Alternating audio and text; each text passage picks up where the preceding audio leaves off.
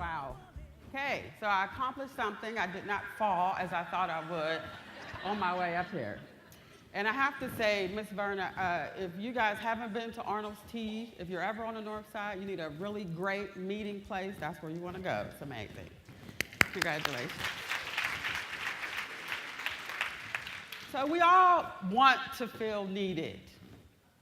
We all even need to feel needed. But you can lose perspective in that process.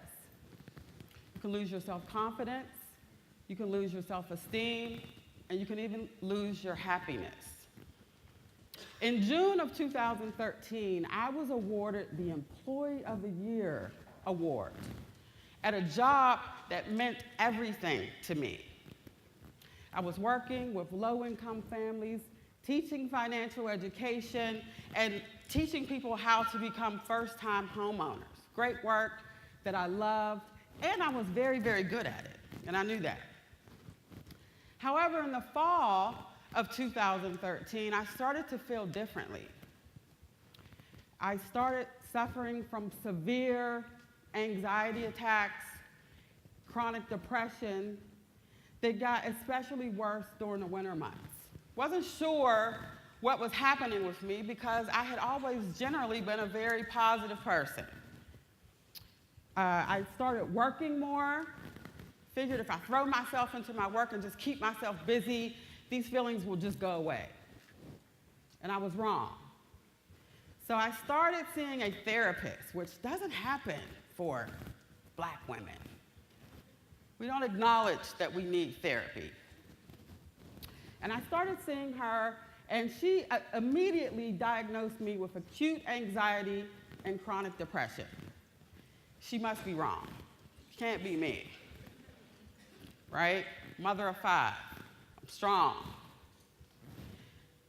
She told me, actually, which was very bizarre, and I started to ask for her credentials at this point, that it was my job that was causing these issues and that I needed to immediately take a leave and start working on getting myself well. Absolutely not, I told her. I cannot leave my job. They need me. My clients need me. My community needs me. I said, I can't do it. Continued to see her every week for about 3 more weeks and finally decided she was right. I couldn't go on. She said, I will prepare a letter for your employer. You take this to them. They have to grant you a leave. Now, mind you, I love my job so much.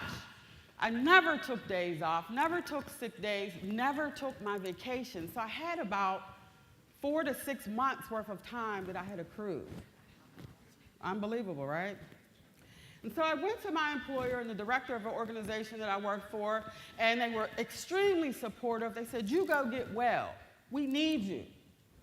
And I said, okay, but I just don't want to be a quitter.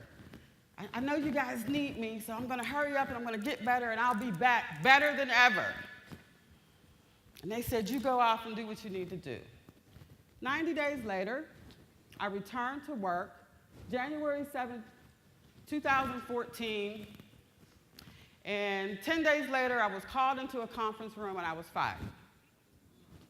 With no explanation other than the organization is moving in a different direction. I'm still not sure what that means. And I was angry. For a brief second, I was angry. And I was shocked and I was confused and I didn't know what was going on. And then all of a sudden, I felt relieved. And then that's when I knew I had finally gone crazy. This is the moment that I had finally lost it. And I called my therapist and I said, I got fired today. And she screamed in my ear, hallelujah. Because that's what she had been hoping for, right? So over the next few weeks, I spent a lot of time trying to figure out, what am I going to do now? And I fretted and I worried over my clients, the people I had been working with and I had built relationships with, and I worried about them. What am I going to do? How am I going to support myself? How am I going to support my family? What am I going to do? People need me. And it was a really tough time for me. And I went through the gamut of emotions. I was angry. That's a nice word, because at the time I was pissed. is what I was.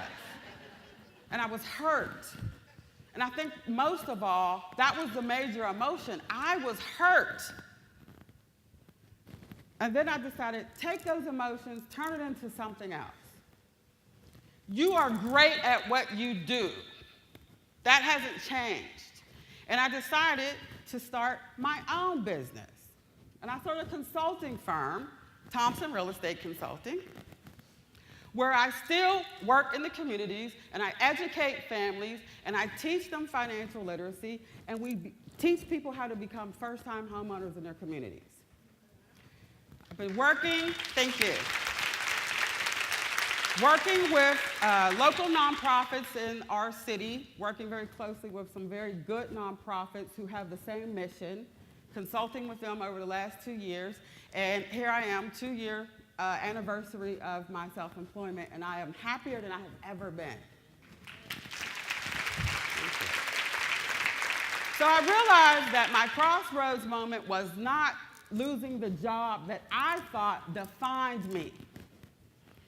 It was learning that I had control over my life and my future, and being able to embrace the things, the good, positive things about me, and to allow myself to be happy. And that was my crossroads moment. Thank you.